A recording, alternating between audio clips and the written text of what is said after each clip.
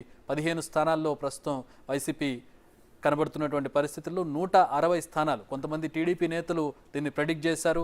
160 స్థానాలు అంటే ఈరోజు ఉదయం ట్రెండ్స్ చూసిన తర్వాత దాదాపు 160 స్థానాలకు వస్తాయని చెప్పి కొంతమంది టీడీపీ నేతలు ప్రెడిక్ట్ చేశారు. మా ప్రతినిధులతో మాట్లాడినటువంటి సందర్భంలో ఆ 160 స్థానాల ఫిగర్ ప్రస్తుతం టీడీపీ కూటమిలో మనం చూస్తూ ఉన్నాం. జనసేన పోటీ చేసిన దాదాపు అన్ని స్థానాల్లో కూడా గెలుస్తున్నటువంటి పరిస్థితి, బీజేపీ కూడా దాదాపు అన్ని స్థానాల్లో కూడా గెలుస్తున్నటువంటి పరిస్థితి. రైట్, చంద్రబాబు కూటమి గెలవడానికి ప్రధాన కారణాలు ప్రస్తుతం మనం చూస్తూ ఉన్నాం. బిగ్ టీవీ అనాలిసిస్ చూస్తూ ఉన్నాం. ఎందుకు గెలిచింది, ఈ భారీ స్థాయి గెలుపుకి కారణాలను మనం ప్రస్తుతం అనలైజ్ చేసుకున్నట్లయితే జనసేన బీజేపీతో వ్యూహాత్మక పొత్తు ముందుగా ఏర్పాటు చేసుకున్నటువంటి పొత్తులో భాగంగా అంటే చాలా మీమాంస తర్వాత ఈ మూడు పార్టీలు ఒకటాయని చెప్పించుకోవచ్చు. అలాగే సీట్ల సర్దుబాటుకు సంబంధించి పవన్ కళ్యాణ్ ఏ మేరకు ఆయన దిగి వచ్చారో మనం చూసాం. అలాగే ఎవరైతే అసంతృప్తులు, ఇప్పుడు కూటమి ఏర్పడినప్పుడు చాలామంది అసంతృప్తులు ఉన్నటువంటి పరిస్థితి, పార్టీలను వీడిన వాళ్ళు కూడా ఉన్నారు, వాళ్ళందరినీ కూడా సర్దుబాటు చేస్తూ ముందుకు నడిపినటువంటి పరిస్థితి. ఇక చంద్రబాబు అన్నీ తానే ఈ వయసులో కూడా సుదీర్ఘమైనటువంటి ప్రచారం చేశారు. ఆయన సోషల్ మీడియాను కూడా పాజిటివ్గా మలుచుకున్నటువంటి పరిస్థితిని మనం చూసాం. ఇక సొంత సామాజిక వర్గం మద్దతు ఏకపక్షమైనటువంటి పరిస్థితి, పూర్తి స్థాయిలో మద్దతు లభించింది సామాజిక వర్గం నుంచి. ఆయన అరెస్టుకు తర్వాత చోటు చేసుకున్న పరిణామాల వల్ల కావచ్చు, మరిన్ని కారణాల వల్ల కావచ్చు.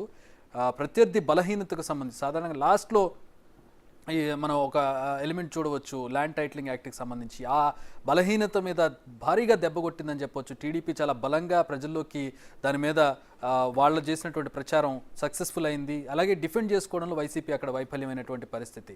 చంద్రబాబు అరెస్ట్ తర్వాత క్యాడర్లో కావచ్చు, కొంతమంది కార్యకర్తలో కావచ్చు, సాధారణ ప్రజానికంలో కావచ్చు ఒక రకమైనటువంటి రివోల్ట్ వచ్చిందని చెప్పుకోవచ్చు. ఒక రకమైన అసంతృప్తి, ఒక రకమైనటువంటి రెవల్యూషన్ వచ్చినటువంటి పరిస్థితుల్లో అది కూడా ఇప్పుడు ప్లస్ అయిందని చెప్పుకోవచ్చు.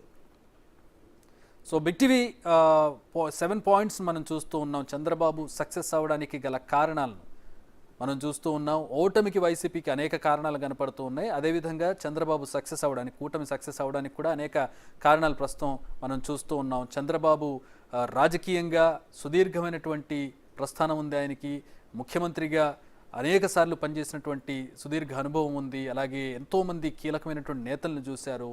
వైఎస్ఆర్సీపీ అధినేత జగన్మోహన్ రెడ్డి తండ్రి రాజశేఖర్ రెడ్డిని కాంగ్రెస్లో ఉన్నప్పుడు ఆయన్ను ప్రధానంగా ఎదుర్కొన్నటువంటి ప్రత్యర్థి చంద్రబాబు నాయుడు. వారిద్దరి మధ్య ఏ విధంగా ఉండేది రాజకీయం అనేది రాజకీయాలను చూస్తున్నట్టు ప్రతి ఒక్కరికి తెలిసింది. ఆ స్థాయి నుంచి ఆయన కుమారుడు ప్రస్తుతం జగన్మోహన్ రెడ్డిని ఎదుర్కొనేటటువంటి పరిస్థితి. జగన్మోహన్ రెడ్డి అధికారంలోకి వచ్చిన తర్వాత ఆయన చేసినటువంటి కార్యక్రమాలు కావచ్చు, సంక్షేమాలు కావచ్చు, అవి ప్రజల్లో ఏ మేరకు పాజిటివ్ ఒపీనియన్ కలిగించాయో కానీ ఆ తర్వాత జరిగినటువంటి పరిణామాలన్నీ కూడా చంద్రబాబుకు ప్లస్ అయ్యాయని చెప్పుకోవచ్చు. ప్రధానంగా ఆయన అరెస్టుకు సంబంధించి ఇక్కడ ఒక కీలకమైనటువంటి విషయంగా చెప్పుకోవచ్చు. అరెస్టు సందర్భంలో ఆయన పట్ల వ్యవహరించిన తీరు కావచ్చు, ఆయన అరెస్టుకు సంబంధించి ప్రజల్లో వచ్చినటువంటి స్పందన కావచ్చు, ఈ ప్రధాన కారణం కూడా ప్రస్తుతం చంద్రబాబు సక్సెస్ అవ్వడానికి ఒక కారణంగా చెప్పుకోవచ్చు. ఇది ఒకంతగా చెప్పాలంటే జగన్మోహన్ రెడ్డి అంటే అది స్థానిక అంటే రాష్ట్రానికి చెందినటువంటి పోలీస్ శాఖ చేసినటువంటి కార్యక్రమం కాబట్టి దాన్ని ఒక రకంగా ఒక రాజకీయ వెండెటాగా, పొలిటికల్ వెండెటాగా చూసినటువంటి పరిస్థితి, కక్ష సాధింపుగా చూసినటువంటి పరిస్థితిని ప్రస్తుతం మనం చూస్తూ ఉన్నాం. అలాగే ల్యాండ్ టైటిలింగ్ యాక్ట్ కావచ్చు, దానికి సంబంధించి కూడా వైసీపీ మీద నెగిటివ్ అయినటువంటి పరిస్థితి, అభివృద్ధి లోపించడం కావచ్చు, అలాగే డబ్బు అంటే బటన్ నొక్కి డబ్బు ట్రాన్స్ఫర్ చేసినంత మాత్రాన ప్రజల్లో ఒక పాజిటివ్ ఒపీనియన్ కలుగుతుందనేది అబద్ధం అనేది ఈరోజు ప్రూవ్ అయినటువంటి పరిస్థితిని కూడా మనం చూస్తూ ఉన్నాం.